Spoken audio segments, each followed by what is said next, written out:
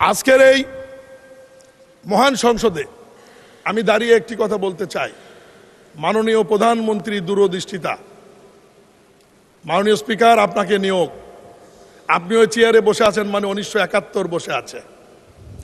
আপনি হচ্ছে বীর মুক্তিযোদ্ধা, বীর বিক্রম। আপনাকে দেখলেই অনেকের ভালো লাগবে, অনেকের হয়তো ভালো লাগবে না, কিন্তু আপনি 1971 সালকে রিপ্রেজেন্টেটিভ করছেন এই মহান সংসদে দাঁড়িয়ে।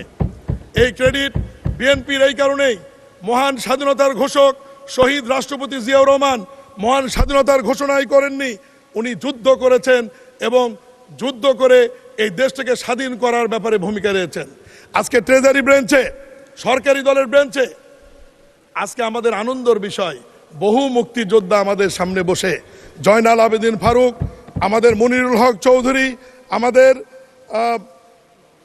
স্বাস্থ্যমন্ত্রী সাখাওয়াত হোসেন বকুল সহ অ্যাডভোকেট ফজলুর রহমানের মতো প্রথিতযশা স্বনামধন্য মুক্তিযোদ্ধা, আজকে গয়েশ্বরচন্দ্র রায়, ইকবাল হাসান মাহমুদ টুকু সহ অনেক প্রথিতযশা স্বনামধন্য মুক্তিযোদ্ধা আজকে সরকারি দলের বেঞ্চে উপস্থিত, যেটি বিরোধী দলের মধ্যে খুঁজে পাওয়ার কোনো সুযোগ নাই।